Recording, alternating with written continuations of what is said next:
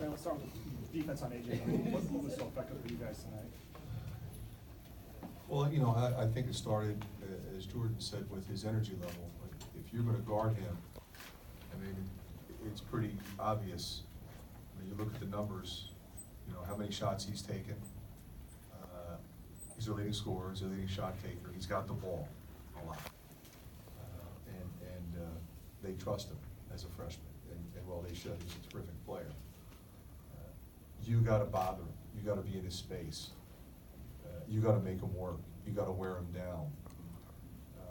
And Ben runs really good action. And it's not easy to scheme. There are certain consistencies that you have to understand defensively. And it's, as Tyler pointed out, it's collective. Because, J-Bo was up in his space. J-Bo picked him up early. But there's down screen action, there's dribble handoff action, there's flex action. That's all coming on top of what they do in transition, which is a lot of ball screen action. And that gives him the space he needs to go to work. And we took that space away collectively and made him work. And, it's probably what other teams are going to do moving forward. He'll get used to it and he'll adjust. What happened to him today, he's a smart player, he's a terrific player. They'll get it figured out. What's it mean to see Tyler hit the 1,000 career point mark? I'm thrilled for him. You kind of heard him. He's like, on to the next 1,000. You see what I can do. It didn't really mean anything to him. And the great thing about, when you have a guy who's your best player, does he think that way? Is he a team guy? Does he put winning first? You look at his numbers tonight: 5 assists, 13 rebounds. The double team came early. They had not been doubling from the opposite post. They've been doubling off the passer in previous games. But he sees double teams a lot, and he handled it. There's no panic at all. They double him, he finds people, and he loves playing that way. And that just gets everybody else going. Coach, I think it's his third double-double the last 4 games. He seems to be playing at a level of consistency where you almost expect that. Well, yeah, I think, Rick, he's playing at a great pace. Last year he would get revved up and he'd go too fast and he'd turn it over a few times. He's not making those mistakes. He's really not. If he takes it off the glass and pushes it, he's jump stop kick for a 3. If he decides to go all the way, he goes at the right time. He doesn't go if there's no space.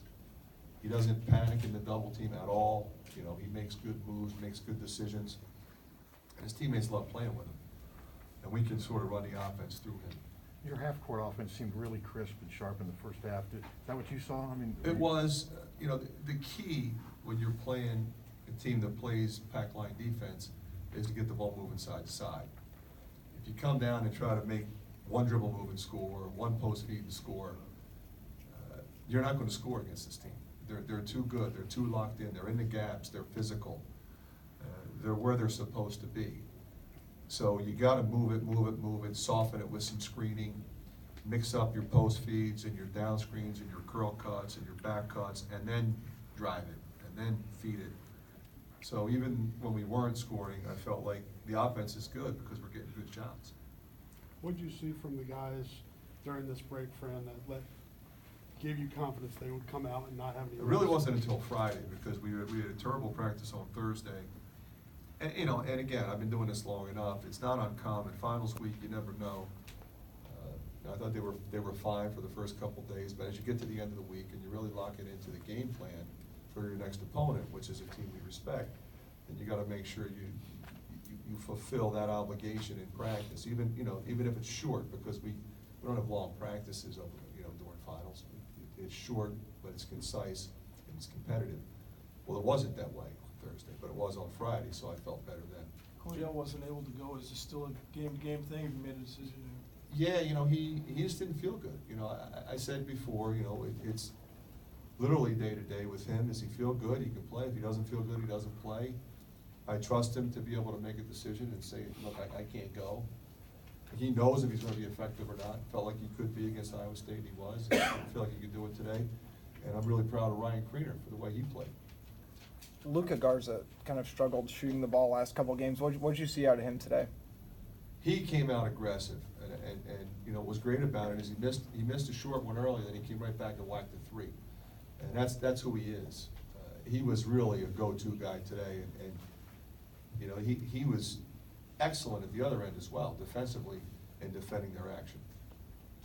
Take a couple more if you got it. Are you comfortable with Cordell, like, going the whole season, like, day to day, not knowing when he's gonna play, or? Well, no, he wouldn't go the whole season that way, you know, he would get shut down. I mean, I think, you know, I think it's a possibility that he would still have his surgery, but we'll wait and see. Fran, what kind of fine tuning do you need to see over the next 2 weeks before you get into Big Ten play here? I think what you need to see is what you've seen in the last 2 games, which is consistent play at both ends of the floor. Ball movement, unselfishness, a mixture of jump shots and post feeds, good transition defense, good ball screen defense, good defense against their actions, and 5 guys working as one. Anything short of that in our league is problematic. Okay, Thank you, Coach.